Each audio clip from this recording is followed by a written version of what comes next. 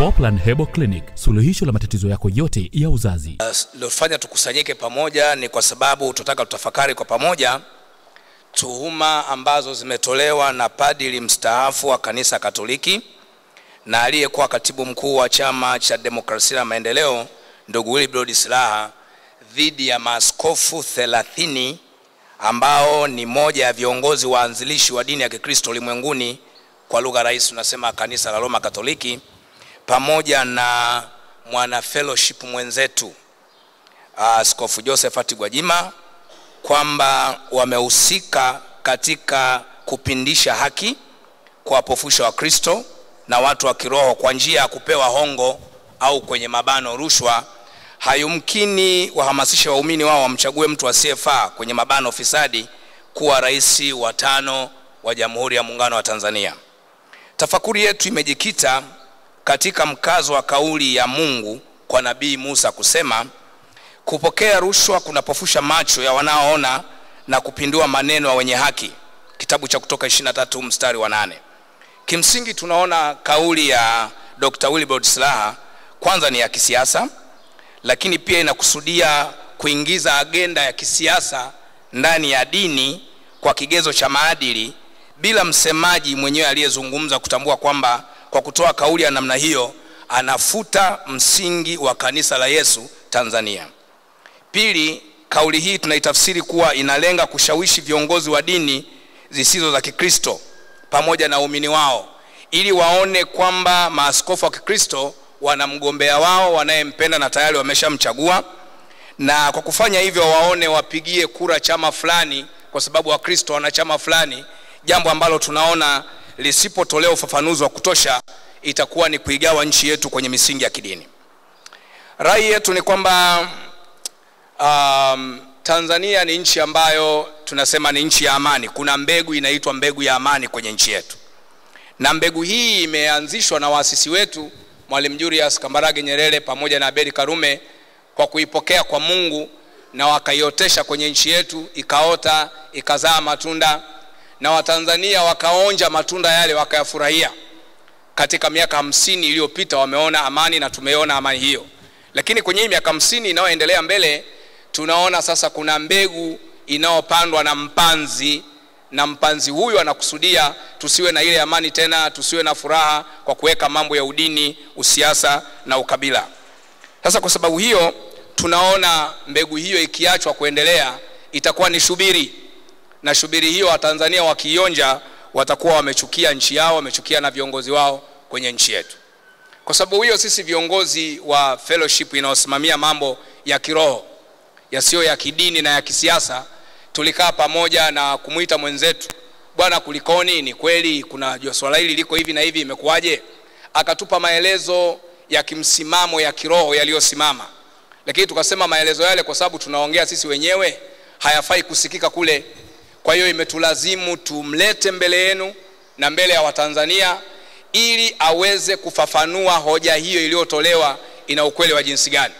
Kwa hiyo bila kuchukua muda mrefu, mimi nikiwa ndio mratibu wa fellowship yetu wa maaskofu wa kiroho, ninaitwa Dr. Paul Mshemsanga. Napenda nimkaribishe sasa aweze kuja mbele yetu atoe ufafanuzi wa hoja hiyo. Ni kweli? Karibu sana Askofu Gwajima.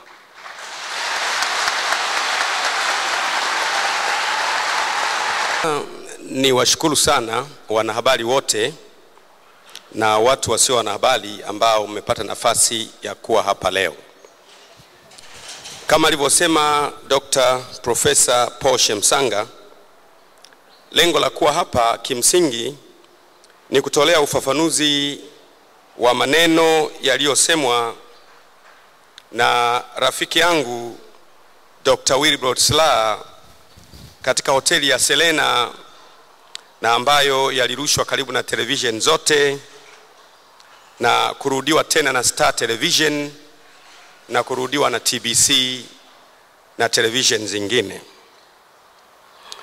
Willibrod Slaa alisema maneno mengi, lakini kati ya yale yaliyonigusa ni kusema kwamba Bishop Gwajima aliniambia maaskofu wa kanisa Katoliki 30 walipewa rushwa na Mheshimiwa Lowassa ili wamsapoti katika kampeni zake na harakati zake za urais. Haya ndiyo yalinigusa sana kwa sababu mimi ni askofu na hawa wanaosemwa ni maaskofu. Katika maneno yake alikuwa akinitaja mimi kama rafiki yake. Mara nyingi kila akitaja anasema rafiki yake Gwajima, rafiki yangu Gwajima. Na mimi siwezi kumkana rafiki kwa sababu amekosea.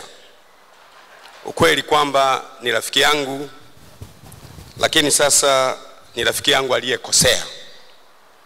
Na kwa sababu ya kukosea kule, ni vizuri nianze kusema urafiki wetu mimi na yeye unaanzia wapi. Kwa ufupi sana, sitachukua muda mwingi. Urafiki wangu mimi na Dr. Slaa ni wakati ule alikuwa kwenye harakati zake za ukombozi. Kama mnavyojua, alikuwa icon ya Chadema akitafuta ukombozi wa Tanzania ili kuitoa nchi katika matatizo, kuingia mahala ambapo yeye na Watanzania waliamini ni mahala salama.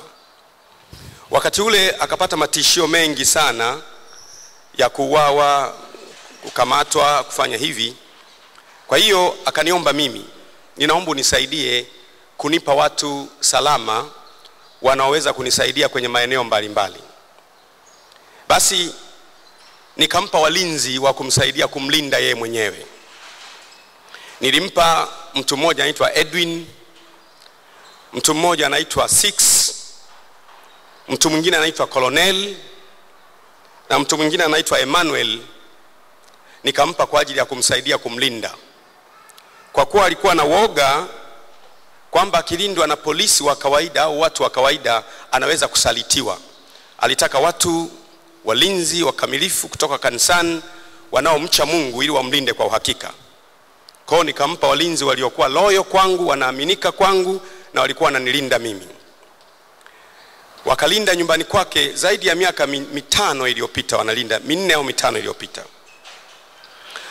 Kwa hiyo haikutosha, akasema bwana, na habari ya chakula na chakula na kupikiwa, nitafutie mtu ambaye anaweza kunisaidia kupika chakula, kunisaidia. Nikampa mtu mwingine tena, mama mtu mzima, jina lake anaitwa Marcelina Mushi. Mama mtu mzima wa miaka 50, akawa anampikia chakula nyumbani kwake, anamsafishia na anamsaidia. Nilimsaidia kama rafiki wa ukombozi. Nilimfahamu Dr. Slaa kama rafiki wa ukombozi. Sasa nataka utafakari hapo. Walinzi hawa walikuwa na Dr. Slaa nyumbani kwake usiku, mchana, asubuhi, ambao ni wa kwangu. Mpishi huyu anampikia Dr. Slaa, anafagia chumba chake na kila kitu. Mpaka hapo naomba utumie akili yako. Nani mjanja kati ya mwingine? Mimi niliyekuwekea walinzi wanakulinda usiku na mchana, najua umeingia saa ngapi, umetoka saa ngapi, umelala wapi, umekuaje, na nimekuwekea mtu ambaye anakupikia chakula, anafagia chumbani kwako.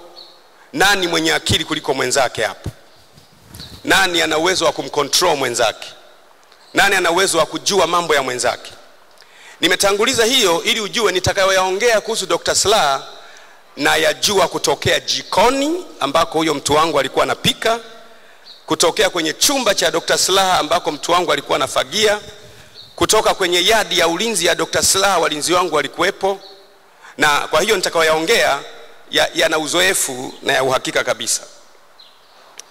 Na kwa sababu hiyo sasa nimekupa utangulizi huo ili sasa uone credibility yangu ya kumwongelea Dr. Slaa kwamba namjua na urafiki wetu. Unaweza kuona ulikuwa ni urafiki wa karibu. Lakini nasema Dr. Slaa amekuwa muongo. Sasa mtu mwenye aina ya mchungaji au askofu kumuita mtu muongo si zuri. Lakini sasa nasikitika sana kulazimika kusema mtu niliyekuwa nampenda na mheshimu na lazimika kumuita leo jina la alivyo. Hebu nikuonyeshe kwanza matukio ya uongo. Tukio la kwanza, Dr. Slaa alisema amehama Chadema kwa sababu ya ujio wa mheshimiwa Edward Lowassa. Hicho ndicho kilichomhamisha Chadema. Lakini si kweli. Huo ni uongo wa mchana saa 8. na sishangai uongo ule kutajwa na padiri aliyekimbia utumishi wa Mungu. Na quote maneno ya Mwigulu Nchemba. Mwigulu Nchemba alisema kwenye kampeni zake kwamba mtumishi wa Mungu aliyekuwa anamtumikia Mungu akimwacha Mungu alafu akawa mbali na Mungu, basi mapepo yatamuingia kichwani mara 7 zaidi. Kwa hiyo bila shaka sasa mapepo hayo ndiyo yameingia mara 7 zaidi. Lakini si kweli kwamba Dr. Slaa alihama Chadema kwa sababu ya ujio wa Lowassa. Ujio wa Lowassa, kama mlivyomsikia mwanasheria mkuu wa Chadema Tundu Lissu, ndani ya Chadema ulianza na Dr. Slaa mwenyewe. Dr. Slaa alikuja kwangu kuniomba, Bishop Gwajima wewe ni rafiki yake na Lowassa, pia rafiki yangu mimi, ninaomba unisaidie namna yoyote ambayo Mheshimiwa Lowassa ni mtu mwenye nguvu kwenye chama chake, mtu mwenye nguvu kwenye jamii, mtu mwenye nguvu za kisiasa. Tukimpata huyo tutashinda uchaguzi. Basi mimi namfahamu yeye kuanzia jikoni, nje, namfahamu vizuri. Nikaanza kumsaidia. Kwa hiyo nikafanya kila linalowezekana ili Mheshimiwa Lowassa atue Chadema. Nataka nikiri kwamba kwenye lile aliloniita mshenga alikosea jina tu, ila alipatia kwa maana kwamba mshenga anajua vitu vyote, na vyote ndio nitaviongea leo sasa. Unajua mshenga ndio huwa anatumwa na mposaji. Kwa siri zote za mposaji anazo mshenga, lakini alikosea tu kwamba mimi kusaidia kumleta mzee Lowassa Chadema ni kazi ya Mungu. Kwa sababu Biblia inasema heri wapatanishi, maana hao wataitwa wana wa Mungu. Kwa hiyo kwa desturi wanasiasa huwa hawaelewani mpaka wapate mtu wa kuwamediate au kuwaleta pamoja. Kwa sababu wanasiasa wanaweza wageukana muda wote. Kwa sababu hiyo mimi nilisimama pale sio kwa sababu ni bora kuliko wengine, lakini kwa sababu nilikuwa mtu sahihi kwa wakati ule kuwaleta pamoja hawa wanasiasa wawili na wengine, ili kusudi tukomboe taifa letu kama ambavyo ilikuwa kiu ya Dr. Slaa. Kwa hiyo nikawakutanisha pamoja. Ilianza na Dr. Slaa mwenyewe mpaka ikafika sasa Dr. Slaa mwenyewe akaniita twende tukamwone mwenyekiti. Tukaonana na mwenyekiti, kukawa na maongezi ya muda mrefu, sio siku moja, siku 2 3, hapana, muda mrefu. Baadaye wakakubaliana vizuri, ikaenda vizuri sana. Mpaka siku ilipofika, ilikuwa tarehe 26 mwezi wa 7, siku ambayo Mheshimiwa Lowassa alikuwa anaingia Chadema. Kulikuwa na mkutano uliofanyika pale Bahari Beach. Kwa hiyo usiku ule Mheshimiwa Lowassa akawa anakuja kuingia Chadema kwa maana ya kuonana na kamati kuu ya Chadema. Na nilisema mimi kwa sababu mimi nina mediate, niko katikati, ni vizuri niwepo ili nihakikishe Mheshimiwa Edward Lowassa ameshaingia Chadema kwa usahihi, hajaonewa na hajamuonea Dr. Slaa. Kwa nataka niseme kwamba tulikwenda mpaka kwenye kamati kuu ya Chadema. Nataka niongee kwenye platform ya mtumishi wa Mungu kwa sababu wanasiasa wanaweza kudanganya. Lakini mimi nilikwenda mpaka nikawaomba watu wa Chadema. Mimi si mmoja wa kamati kuu ya Chadema, na waomba mniruhusu niingie kamati kuu ili nihakikishe Mheshimiwa Edward Lowassa amefika salama. Na hili jambo ni la kawaida. Mtu anaweza kusema ulikuwa mchungaji, ulifanyaje hivyo? Sikiliza nikwambie. Siku zote wanaogombea uraisi, siasa, vyeo, nafasi, power, ukurugenzi wanaanzia kwa waganga wa kienyeji. Wanazindikwa, wanachanjwa chale, wanapewa ya ajabu. Ni jambo zuri kama mtu wa Mungu ameanzia kwenye nyumba za ibada. Hii ni jambo zuri sana. Na mtu hatakiwi aone jambo hili ni baya, ni zuri kuliko yote. Badala ya kuanzamalizia kama usiku saa 6 hivi. Basi nikafurahi mimi nimeimaliza kazi ya kuwa mpatanishi wa watu ambao kwa nature ya kawaida wasingeelewana.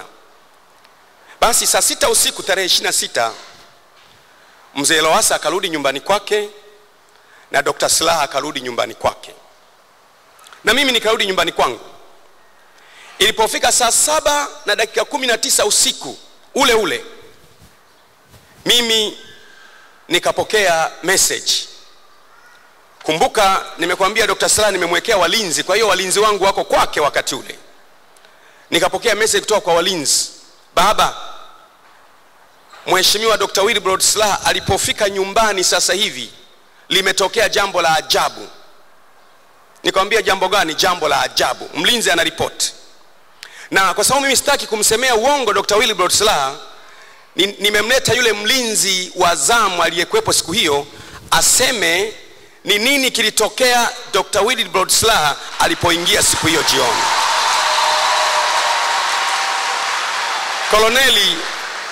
Koloneli, hebu naomba kimbia haraka haraka. Nimemleta huyu mlinzi.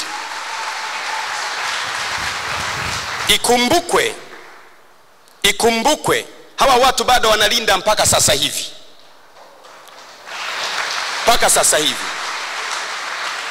Mlinzi wa zamu leo kwa Dr. Slaa nyumbani kwake anaitwa Emmanuel. Yupo mpaka sasa hivi. Hebu kwa ufupi utuelezee nini kilitokea Dr. Slaa aliporudi kwenye mkutano wa Chadema usiku ule. Inatosha hii. Nashukuru baba askofu, asante sana. Kitu gani kilitokea tarehe 26 baada ya Dr. Slaa kutoka kwenye kamati kuu ya chama cha Chadema? Mimi ndiye nilikuwa mlinzi pale nyumbani wa zamu siku hiyo. Ilipofika saa 6 kama na dakika 20 nikapigiwa simu na bodyguard wa Dr. Slaa wa chama kwamba tumemwacha dokta hapa sehemu fulani pale Boko, ukifika inaitwa Chama, kwa sababu imekuwa usiku sana na tukija huko wote mnafahamu mahali anapokaa Dr. Slaa kule Mbweni, mida ya usiku kama hile usafiri unakuwa ni taabu. Kwa hiyo aliamua kumwacha pale Dr. Slaa, akaamua kuendesha mwenyewe gari kuja nyumbani. Kwa akaniambia kwamba atakapofika unipe taarifa kwamba ameshafika salama. Ilipofika saa 6:30 Dr. Slaa akawa amefika nyumbani kwake. Nikamfungulia geti, nikafunga geti, nikaenda kumpokea vizuri. Baba pole sana, akasema asante. Akawa na briefcase ambayo huwa anaweka laptop yake, nikampokea. Nilivyompokea ile briefcase tukamwambia, akaniuliza milango ya ndani kwa wazi, nikamwambia saizi ni usiku itakuwa amefunga tayari mama. Akasema basi twende. Tulipofika mlango, ile nyumba yake ina milango miwili. Ina mlango wa kuingilia moja kwa moja kwenda sebuleni, ina mlango wa mwingine ambao inaingia unapitia jikoni. Lakini mara nyingi kwa sababu sisi tuko pale nyumbani, kama yupo mgeni yoyote watu tunatumia mlango wa jikoni kwenda ndani. Na mimi na wenzangu mara zote tumeishi pale kama familia. Watu wengi walipokuwa wanakuja pale hawawezi kuamini kama sisi ni walinzi, walikuwa wanaamini kama sisi ni familia moja. Mimi tulipofika nikamwacha pale mlangoni dokta, nikaenda kumwamsha mama. Niende upande wa chumba anachokaa upande wa dirisha, nikamuita mama akaitika. Nikaona mzee anaomba umfungulie mlango, akamwambia okay nakuja. Nikarudi pale alipo dokta. Nilivorudi pale mama akawa amekuja kufungua mlango. Akafungua mlango, ile nyumba ina milango, unajua milango siku hizi kuna mlango wa kwanza afu na mlango mwingine tunaita geti. Akafungua mlango wa kwanza. Sasa alipofungua ule sauti kai inatoka, akaambia dokta rudi ulikotoka. Sasa mimi nikawa nashangaa, rudi ulikotoka huko anaendelea kufungua milango. Kuna nini? Kwa sababu ilikuwa taya kibaraza ilikuwa imezibwa, ilikuwa giza. Kule ndani nilikuwa namuona yeye lakini sioni kitu gani ambacho anacho. Akafungua ule mlango, alipomalizia geti akatoka na sanduku la nguo, akalitupa, akaambia sanduku lako ili hapa, ondoka nyumbani kwangu, rudi ulikotoka. Dokta akawa amejitetea, akambishika geti lile ili asiweze kufunga mlango le mama. Yule mama akaambia nakwambia achia geti, ondoka mara moja. Dokta akawa anajitetea, hebu nisubiri basi nikueleza. Akaambia sitaki kusikia maelezo yako, rudi ulikotoka mara moja. Achia mlango. Dokta akaachia mlango. Mama akafunga mlango. Dokta akarudi mara ya pili aushikilie mlango. Mama akafunga mlango, akaingia ndani. Kile kitendo mimi nilihuzunika sana. Sana. Nilihuzunika kuliko mnavyofikiri. Nikamwambia mzee, sasa tufanyeje? Akasema basi twende nikalale kwenye gari. Basi tukarudi kwenye gari. Ile begi la nguo mimi sikuligusa, nikaliacha pale pale. Nikamrudisha mzee hadi kwenye gari.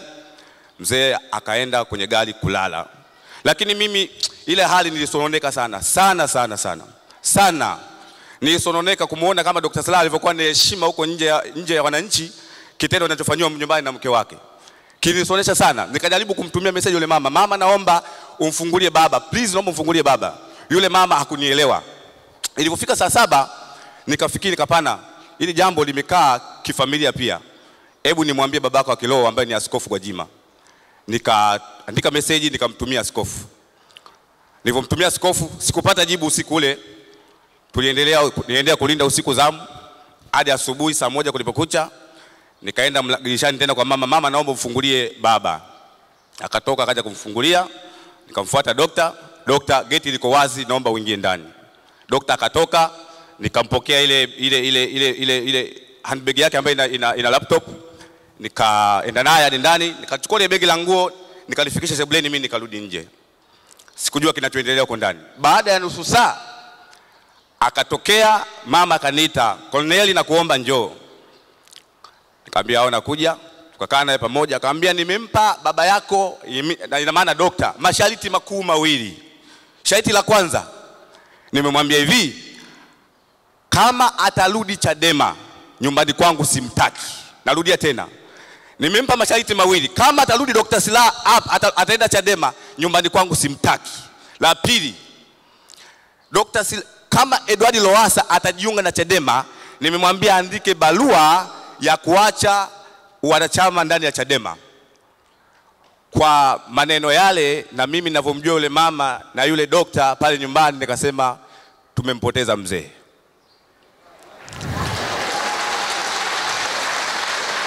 Kabisa, nikasema mzee tumempoteza. Nikasema haya masharti kwa mzee yanatekelezeka. Yanatekelezeka. Basi baada kama dakika saa 2 kasoro, kwa sababu alikuwa amewaagiza wale dereva na bodyguard wao kwamba waje mchukue, maana siku ya tarehe 27 ndio siku ambayo Chadema walitakiwa waende wakakutane na washirika wa Ukawa ili sasa kuwaeleza habari ya Lowassa kuja kwenye chama chao. Kwa hiyo yeye ilibidi awepo na yeye. Ndio akawaagiza wale waje wamchukue ili waende akaendelee na kazi yake ya kichama. Lakini walipofika wa dereva na bodyguard wake, mimi sikuweza kuambia kwa sababu nikajua hili jambo limekaa kifamilia, nisije nikawaambia hao wakaenda kalisambaza likamletea sifa mbaya Dr. Slaa. Zaidi nikajua kwa sababu babake leo wa Josephine nimemwambia haina tabu. Kwa muda mchache akanipigia simu askofu, "Mama yupo hapo nyumbani?" Nikamwambia yupo. "Baba?" Akamwambia yupo. Akamwambia sawa, nakuja. Baada hapo kidogo dokta akatoka. Akawa amefungua dirisha kidogo, akamwambia dereva wake anaitwa Juma, "Juma, naomba utaondoka hapa na mama na gari langu hilo la chama kwenda kwenye shughuli zake, na wewe bodyguard urudi nyumbani, leo siendi kazini. Kumbuka niliwaambia yale masharti yatatekelezeka." Baada hapo akawa wameondoka dereva na yule mama. Walivyoondoka kama dakika 10 baba akawa anafika, baba Josephat Gwajima. Akawa amefika pale, nikamfungulia geti. Nilipofungulia geti nikamwambia, "Mheshimiwa Dokta, askofu yupo hapo nje." Akaambia basi mkaribishe. Askofu alikaingia ndani, wakaongea huko ndani sijui walichokiongea. Baadaye baada ya saa moja askofu akatoka nje, nikamfungulia, "Mimi naishia hapo." Asante baba askofu.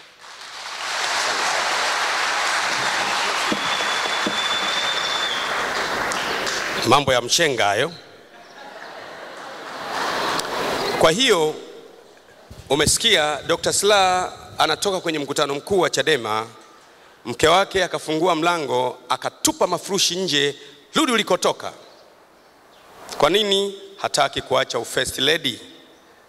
Sasa mimi asubuhi nikafika, nilipopigiwa simu na tumiwa message, nikafika asubuhi nikamkuta Dr. Slaa amenyong'onyea sana. Kaingia ndani, sikumwambia Dr. Slaa kwamba nimeambiwa na walinzi amelala ndani ya gari. Nikafika akanikaribisha, nikampa pole, akaonekana amechoka sana, mchovu sana. Nikamwambia pole baba, akasema nashukuru. Nikamwambia jana usiku nilitumiwa message na mtu usiku kama saa 7. Nikamwonyesha ile namba, "Hii namba ya kwako?" Akasema, "Baba, hii namba ya kwangu.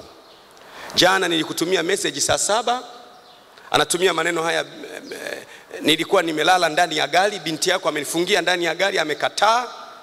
Nikakutumia message kwamba nimejitoa kwenye siasa kuanzia leo kwa sababu familia yangu inavunjika.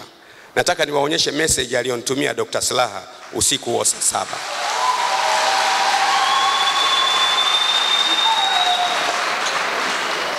Ndiyo mambo ya mshenga hayo.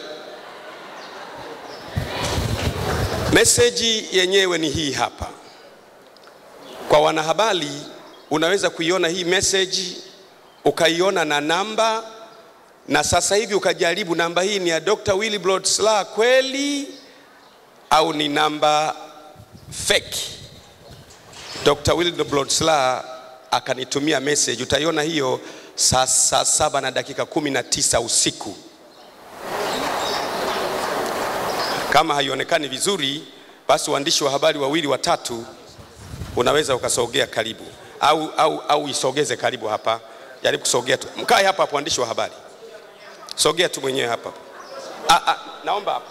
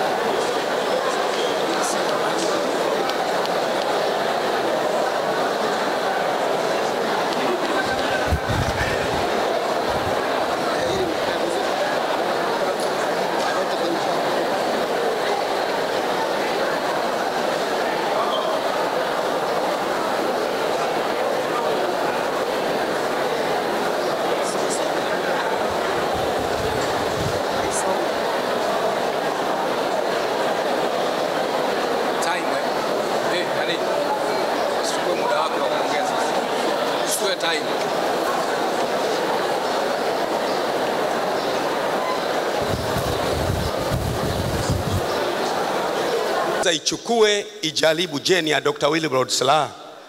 Tena ijaribu kabla wale nyoka walio mahali hapa wajabadilisha. Kwa sababu kuna watu wako hapa lengo lao wakabadilisha, lakini ijaribu one ni ya Dr. Willibrod Slaa. Na nataka Willibrod Slaa kama anakana atoke hapa aseme sio message yangu. Halafu aone mambo ya mshenga yatakavyoendelea.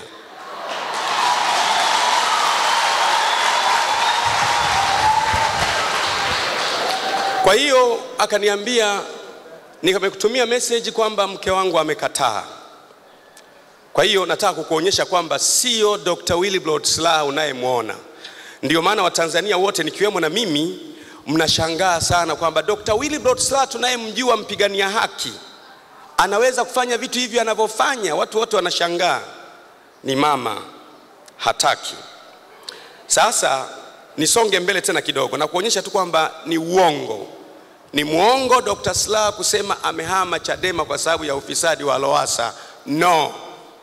Ni uongo. Uongo. Unajua Dr. Willibrod Slaa alikuwa padili, sasa uzoefu wa ndoa hana. Afadhali sisi wachungaji angalau tunaoa, unaweza kujua namna ya kumanage ndoa yako.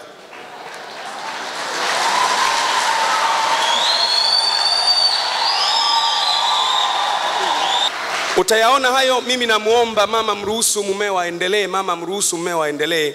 Mama yule amegoma, amekataa. Amekataa kwa nini? Ananiambia bwana, mimi haiwezekani. Mimi nilikuwa nimeandaa vitu vyangu, vitu vya biashara, nimeshawaambia watu kwamba mimi nitakuwa first lady. Sasa nimeanza biashara Malaysia. Sasa nimewaahidi watu, mimi siwezi kukubali kabisa, sitakubali hata iweje. Nikaona jambo gumu, nikakaa na yule mama, nikamnunulia na soda pale, akanywa, baadaye nikamruhusu aende nyumbani. Siku iliyokuwa inafuata nikaona sijachoka. Siku iliyokuwa inafuata ilikuwa sa tarehe 28. Tarehe 28 nikamuita tena huyo mama, tukiwa watu wawili pale Tegeta Kibo Complex. Nikiwa najaribu Dr. Slaa ataharibikiwa. atakapoacha kwenda Chadema ataharibikiwa. Nikamwita yule mama pale Kibo Complex, tukakaa ndani ya gari yake, nilikuwa mimi na mtu mwingine, tukaanza kumuomba tena, tukamuomba tena. Hapo nilikuwa najua tatizo litatokea, nilikuwa na rekodi tena. Tukamuomba huyu mama mwenzangu, sasa alikuwa na huruma zaidi, mama naomba tusaidie. Ile siku hiyo ya tarehe 28 ilikuwa ndio siku ambayo Mheshimiwa Lowassa alikuwa anapewa kadi ya Chadema hapo Bahari Beach. Tumemuomba yule mama kuanzia saa 6 asubuhi mpaka saa 8 mchana. Mama amesema mimi sikubali, staki. Alafu yule mama akamwambia mwenzangu, wewe umesahau hata kwenye jambo fulani, wanafahamiana muda mrefu, hata kwenye jambo fulani dokta mlipotaka kumuomba paka mliniomba mimi kwanza, umesahau?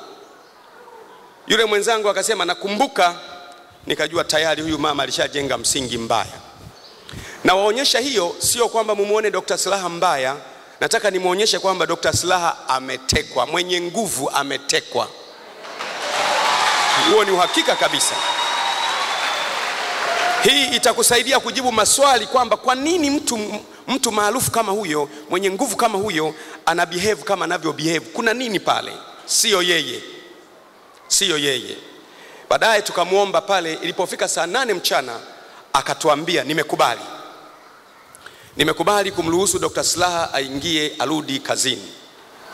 Kumbuka wakati ule Mheshimiwa Lowassa saa 9 ndiye alikuwa anapewa kadi.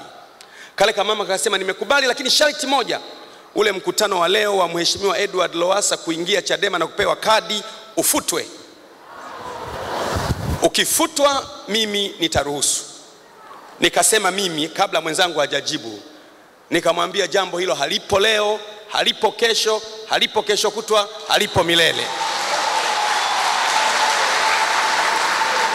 Kwa nini nilisema hivyo ndugu zangu? Najua harakati za ukombozi wa nchi zimeanza muda mrefu. Mtu mmoja tu hawezi kuziangamiza. Kwa yule mama akachanganyikiwa tena, akaondoka, akaenda zake. Kwa hiyo watu wengi mbalimbali sasa wakawa wanatumwa kwenda kumbembeleza yule mama. Kati ya watu waliotumwa ni wataji watu very credible. Kati ya watu mtu mmoja wapo ambao na yeye akaamua kumbembeleza, Mzee Ndesambulo. Mzee Ndesambulo akatumwa na chama ashughulike naye kumtafuta yule mama. Lakini Mzee Ndesambulo akashindwa kumpata yule mama. Hawezi kumpata kabisa. Kumbe yule mama anaongeaga kwa karibu na mchungaji mmoja wapo. Basi Mzee Ndesambulo akamtafuta yule mchungaji, kumwambia tunaomba wewe tuunganishe na mama Josephine tumbembeleze. Mchungaji yule akamchukua Mzee Ndesambulo, wakaanza kumbembeleza Josephine kwenye simu. Kwa dakika tatu tu mchungaji yule naye yuko hapa, naye aseme kwa dakika 3 tu, aseme dakika 3. Mchungaji Max, hebu njoo, dakika 3 tu.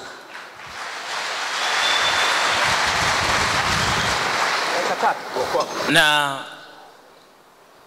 kweli kama alivyosema Askofu Josephat Gwajima kwamba ilifika mahali sasa chama kikaacha majukumu yote ya kutafuta namna ya kumpata Dr. Slaa chini ya Mzee Ndesambulo, na akajua kumpata yule mama sio rahisi. Akimpigia simu anamjibu vibaya, dokta akiongea naye hawezi kurudi ofisini. Sasa akienda kuongea na Dr. Mzee Ndesambulo, mama ananipigia simu mimi, ananiambia hawa Chadema wanacheza, paka waongee na mimi kwanza. Sasa mzee alivyogundua kwamba kumbe mchezo paka nipitie huku, akajua kumbe nguvu ni kwa mama, akanitafuta mimi. Na mimi Mzee Ndesambulo sana pia na mimi pia napenda mabadiliko. Nikasema nataka nimpigie simu umsikie mwenyewe madai yake ni nini. Nikampigia simu. Nilivyompigia simu actually akaanza kuongea vitu vingi sana ambavyo siwezi kuongea hapa kwa sababu ya muda, lakini moja wapo ya vitu hivyo ni kwamba alisema kwamba hao Chadema waongo, wanafiki, kwa nini wametufanya hivi, sisi tumekosa uraisi? Basi mimi nikaweka la speaker, akasikia mpaka Mzee Ndesambulo akasikia kwamba wanachotafuta hiki kimsingi dokta hawatampata ndio hivyo ameacha siasa na hata rudi tena kwao. Waambie kama wataka kuona mimi waweke ahadi vizuri. Sasa ilikuwa jambo gumu kidogo la ahadi hiyo, lakini Ndesamburo alivyosikia hivyo akaniambia, sasa hebu endelea kufuatilia sasa tuone tunamsaidiaje ili tumpate. Ile ahadi haikutimia. Iliposhia timia ahadi hiyo, mama akaniambia kwamba basi kuanzia hapo basi siasa imeishia hapo. Sasa mimi nimekuwa na wasiliana naye mpaka juzi, nilikuwa na wasiliana yeye, lakini maongezi yake yote kwa ujumla anasema kwamba kwa nini sisi tumeachwa kuwania urais, na anasema yeye mwenyewe kwamba mimi nilikuwa nimejipanga kuwa first lady na mimi Tanzania ndio mimi.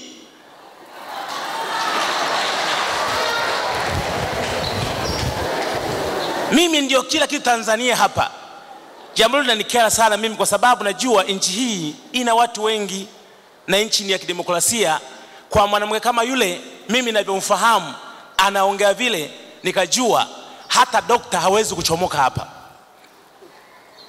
Na kwa kweli siku hiyo hiyo akampigia dokta, na bahati nzuri nikamrekodi. Akaanza kuongea kwenye simu kupitia simu ya mke wake, akanipa mimi, nikaanza kuongea. Akaongea mengi sana. Moja hapo ya mambo yasema Josephine amenifungia Serena hoteli. Juzi tu hapa, hawezi kutoka nje. Sasa dokta analifahamu hilo kwamba Josephine ni kila kitu, lakini hawezi kusema mbele ya umma wa watu. Anatafuta sababu yote ya kusema mbele za umma wa watu, lakini ukweli mimi naufahamu. Issue iko kwa mke wake, na mke wake asipopewa matakwa anayotaka ambao ni magumu sana, dokta tumeshampoteza. Asanteni.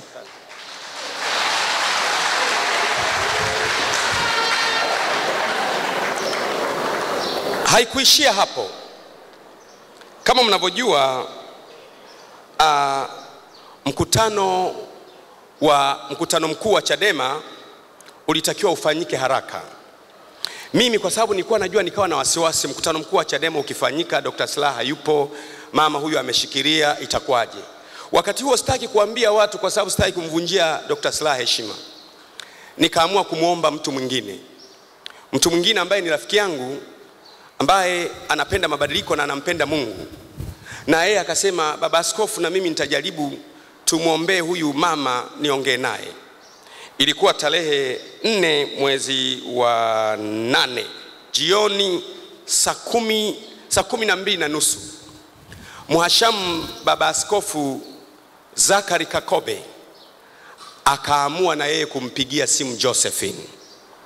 Josephine akatae, hakupigiwa simu na mhashamu baba askofu mkuu Zakari Kakobe. Akampigia, akamuomba na yeye kamuomba, na amekataa.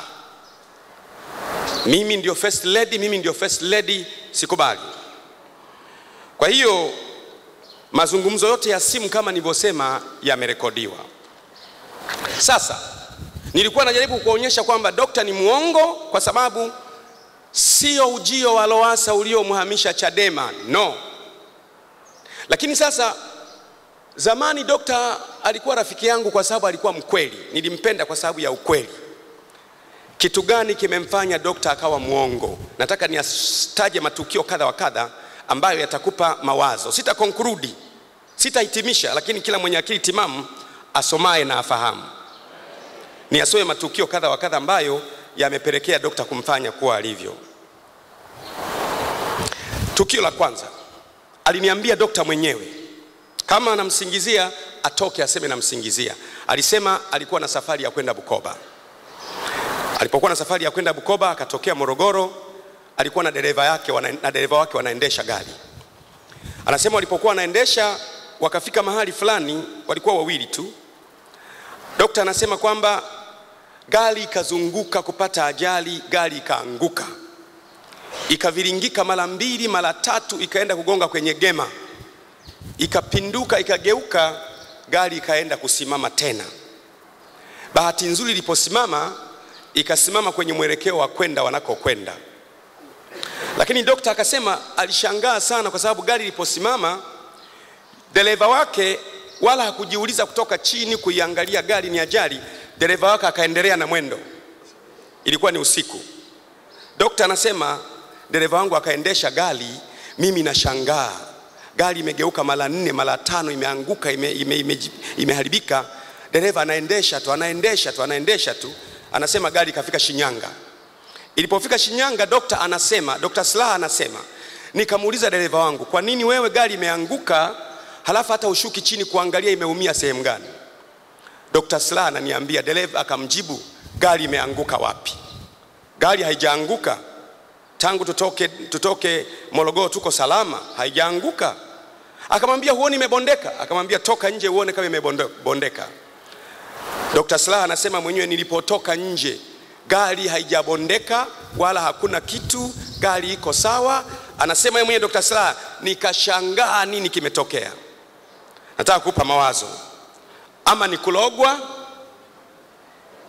ama ni mauzauza, ama ni mashetani. Nataka kukuonyesha kuna jambo lilimtokea Dr. Slaa ambalo unaweza kuliunganisha na hili. Jambo la pili. Siku moja mimi nilikuwa Korea ya Kusini. Dr. Slaa akanipigia simu, baba askofu, naomba unisaidie. Mke wangu amedondoka, amezimia kabisa. Kupumua anapumua kwa mbali sana. Nisaidie. Nikamwambia ni nini? Nikaomba kwenye simu nikiwa Korea ya Kusini. Dr. Slaa, nisikie pale ulipo. Nikaomba kwenye simu, mke wake akaanza kupiga kelele. Piga kelele, mashetani.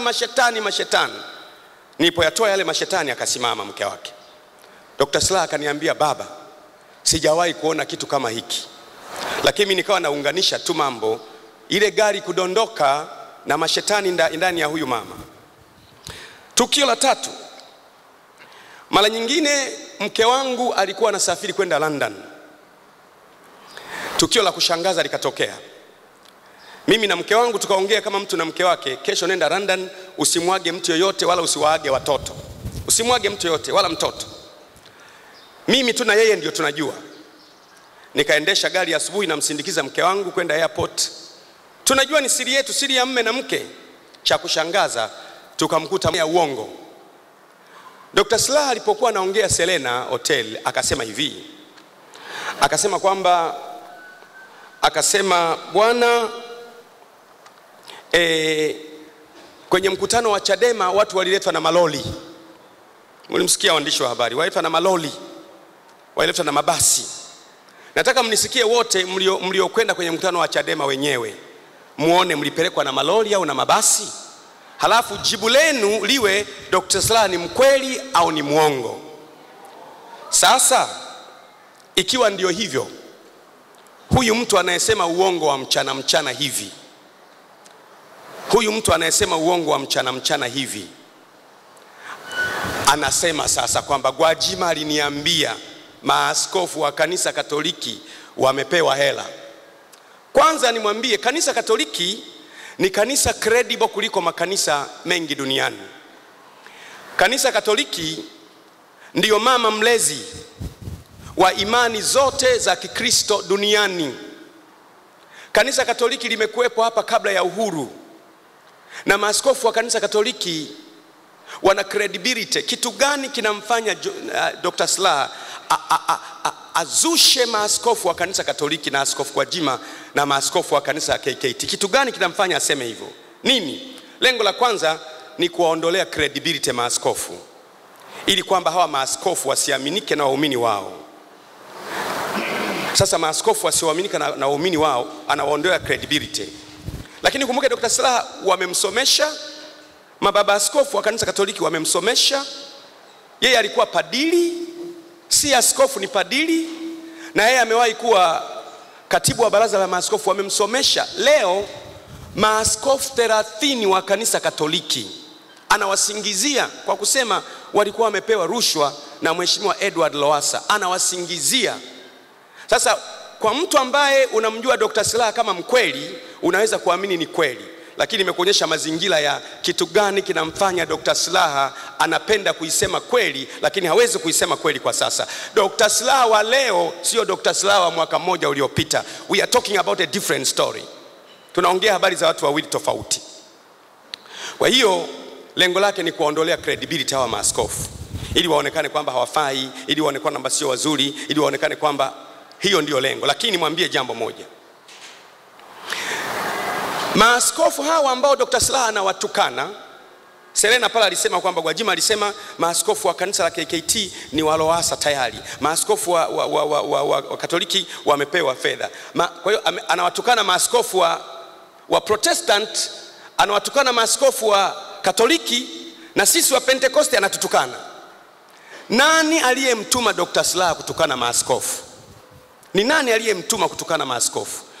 Maneno haya Dr. Slaa aliyasema alipokuwa anahojiwa na TBC. Akaulizwa, tunasikia kwamba wewe unalindwa na usalama wa taifa. Dr. Slaa akasema, kweli nakubali nalindwa na usalama wa taifa. Watu wa usalama wa taifa mliopo hapa, pay attention.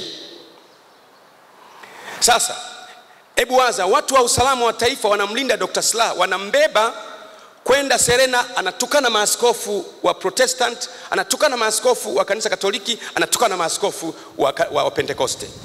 Watu wa usalama wa taifa wanambeba kwenda Azam, anatukana maaskofu, kwenda Star TV anatukana maaskofu, kwenda TBC anatukana maaskofu. Unaweza kujiuliza hivi, maaskofu hawa hawaruhusiwi kujihusisha na dini, lakini askofu kama askofu ni mpiga kula. Je, utakapofika wakati wa kupiga kula, huyu askofu naye mtukana akupigie kula wewe? Atakupigia kula wewe? It is a simple reasoning kwamba kuna mtu aliye nyuma anayemtuma kawatukane hawa. Na muuliza yule anayemtuma, je, Dr. Slaa, je, maaskofu hawa wanaotukanwa wakiamua kupiga kura na waumini wao wanaosikia baba askofu 30 wa kanisa Katoliki wanatukanwa, baba askofu wa Protestanti wanatukanwa, baba askofu wa Pentekoste wanatukanwa, waumini wao watampa kula huyu aliyewatuma wamtukane? Mimi naomba watafakari sana kwa namna ya upya. Strategy hiyo imeshashindwa, tafuta strategy nyingine. Hii imeshindikana.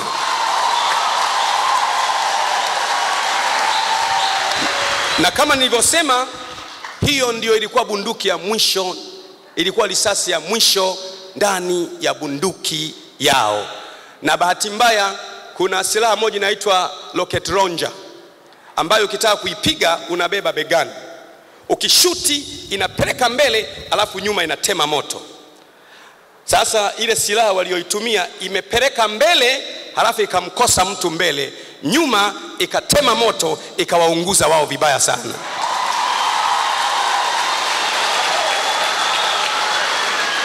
Sasa mimi nasema, mababa askofu wa kanisa Katoliki hawakupewa rushwa, wala KKT hawakupewa rushwa, wala mimi sijapewa rushwa.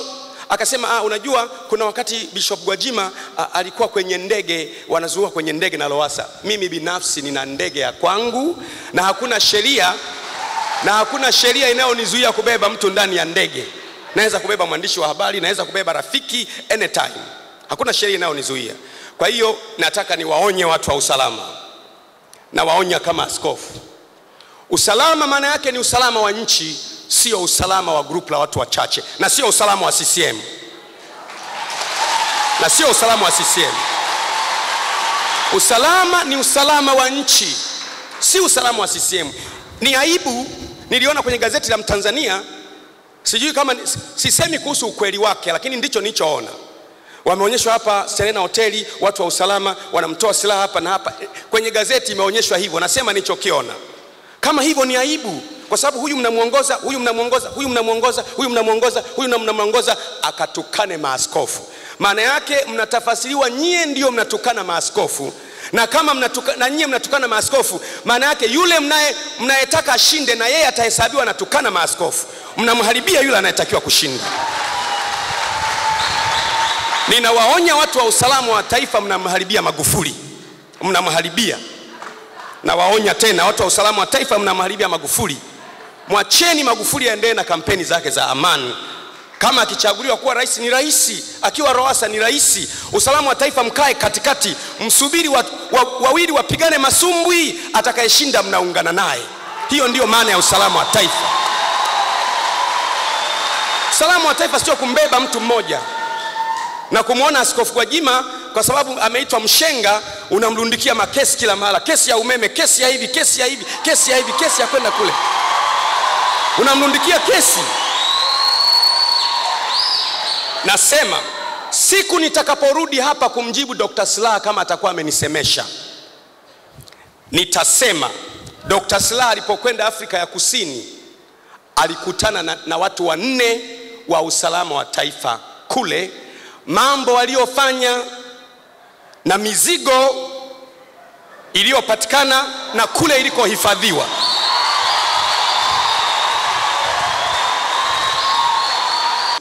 Dr. Slaa yeye ni mwadilifu kuliko sisi. Tutubu sisi. Mimi najaribu kujiuliza, yaani Dr. Slaa yeye ni mtakatifu kuliko sisi maaskofu. Tutubu. Dr. Slaa, jiulize utakatifu wako. Ulikuwa askofu wa kanisa Katoliki, ulikuwa padri wa kanisa Katoliki. Padri. Ukaacha wito. Kuacha wito peke yake tu ni tatizo tayari. Kuacha wito tu unatakiwa utubu. Zaidi ya kuacha wito, ukaoa.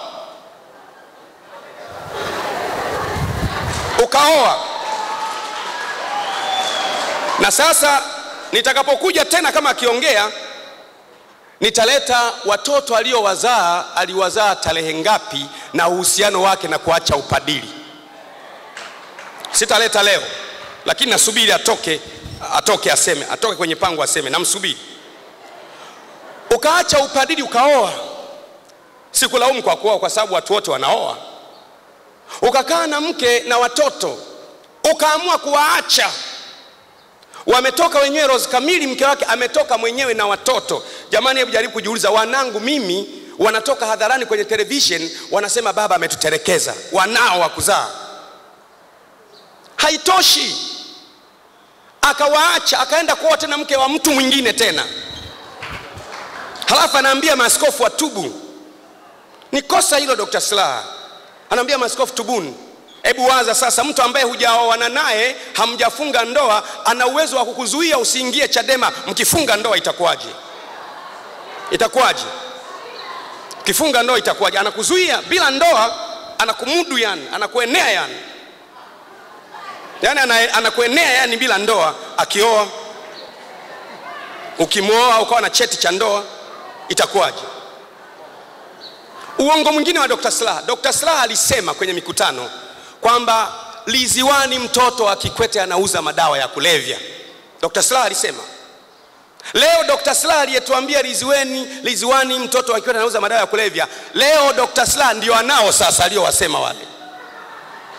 Anao sasa aliyowasema. Maana yake ni nini? Nataka nihitimishe. Anayemuongoza Dr. Slaa kutukana maaskofu akome, na akome kabisa.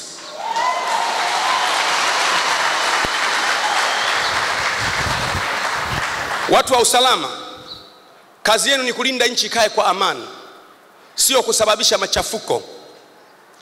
Kama mtamruhusu Dr. Slaa atoke atukane imam wa msikiti, atukane shehe, atukane askofu wa Kipentekoste, atukane askofu wa kanisa Roman Katoliki, atukane askofu wa Protestanti yeyote, mababa askofu na waomba nyie mnyamaze. Mimi nitakaa naye na nitaongea naye na msimsemeshe. Baba askofu, shehe, imam, relax. Si ameniita mimi mshenga, ndio ushenga wenyewe kama huu sasa. Huu ndio ushenga sasa. Nimalizie. Nini kinachosumbua? Kinachosumbua ni wakati na majira.